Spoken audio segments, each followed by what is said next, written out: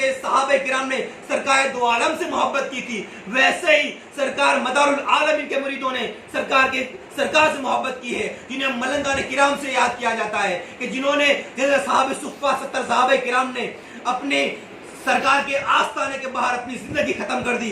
न उन्होंने शादियां की, न उन्होंने अपने औलादों को फरावानी दी, यानी घर का कोई रिश्ता ऐसा नहीं जोड़ा कि जिसकी वजह से हम सरकार की बारगाह से दूर हो जाए, हमारा एक लम्हा भी सरकार की बारगाह से दूर न हो। इसलिए उन्होंने सरकार की बारगाह में अपने आप को सर्फ कर दिया, अपने आप को वक्फ कर दिया। बस वही गुलामी कदम बढ़ते हुए मलंगाने किराम ने अपनी पूरी जिंदगी को सरकार मदारुल आलमीन की गुलामी में वक्फ कर दिया। इसीलिए उन्होंने भी शादियां नहीं की। और इसी तरह एक सहाबी रसूल जिनको बेहोशी हो गई थी और उनके सर पर चोट लगने की वजह से खून जारी हो गया था, और इस खून को बंद करने के लिए सरकार द्वारा ने अपना मुबारक लुआबेदान यानी थूक मुबारक सर पे रख दिया था। जब आप होश में आए, आपको बीमारी से शिफा मिली, तब आपके दोस्तों ने कहा कि तुम किस्मत वाले हो कि सरकार द्वारा ने तुम्हारे मुबारक सर पर अपना सर मुबारक रखा है। जब उन्हें ये एहसास हुआ कि मेरे सरकार के सर मुबारक हाथ का लम्स हुआ है, मस किया उन्होंने मेरे सर पर, तो उन्होंने इश्क में, अकीदत में अपने बालों को कभी तरह छुआया नहीं है, बांधते गए यही इश्क को। जब मेरे मदार के गुलाम सरकार जमालुद्दीन जाने मन जन्नती ने देखा है, तो उन्होंने कहा कि जब मेरे सरकार के गुलाम ऐसे हुआ करते हैं तो कुतुबुल मुदार की गुलामी में क्या कमी है,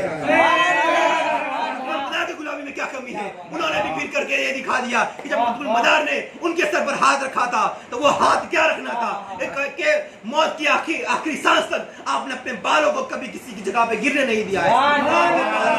बांधते गए। और फिर इतना ही नहीं बल्कि उनके गुलामों के गुलाम जो आज हमारे पीराने निज़ाम है, उनकी मोहब्बतों को मैं सलामी देता हूँ, उनकी अज़मतों को मैं सलामी देता हूँ कि वो जो कारवा, वो सिलसिला जो सरकार जमालुद्दीन जाने मन जन्नत से चला आ रहा है, आज भी हम देखते जा रहे हैं, और वो सिलसिला आज तक चला आ रहा है, और इंशाअल्लाह सुबह क़यामत तक ये सिलसिला जाता रहेगा। और जो भी लोग भी इनको फतवा लगाते हैं, मैं उन्हें यही नसीहत करना चाहता हूँ कि मौलवियों, अगर तुम्हें यह फतवा लगता है, यह हराम लगता है, तो जाइए सरकार मदारुल आलमीन के उर्स में जाइए, और जब वो जिस रोड के ऊपर अपने पैरों को कुचलते हैं, जब वो रोड किसी बांझ औरत की शिकम में जाता है तो उसे औलाद नजर आती है। बांझ औरत उसे खाती है तो दूसरे साल उसे अपनी एक नौलहाना, एक लुक्ते नीचे नजर आता है। तो दोस्तान गिरामी, अगर वो बातिल है तो उसमें शिफा कैसे नजर आती है, उसमें करामतें कैसे नजर आती है। जब कुतुबुल मदार के हजारों गुलाम का ये आलम है तो कुतुबुल मदार के जमालुद्दीन का आलम क्या होगा।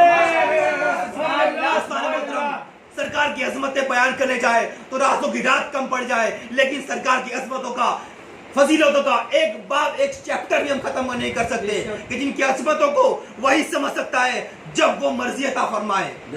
जब वो चाहेंगे तो पत्ता पत्ता उनकी अजमतों को बयां करेगा, लेकिन कुतुबुल मदार के बारे में यही आता है कि वो अपनी अजमतों को छुपा कर रखता है, क्योंकि पूरी कायनात का दारो मदार उसी का ऊपर होता है। वो अगर हाँ कहे तो सर्रे सर्रे को फना कर दे, वो अगर ना कर दे तो बका को लाबका कर दे, फना को ना फना कर दे। उसी की जात को कुतुबुल मदार कहते हैं, उसी की जात को कुतुबुल मदार कहते हैं, उसी जात को कुतुबुल मदार कहते हैं। नारे तकबीर अल्लाहु अकबर, सिलसिले मदारिया पाइंदाबाद।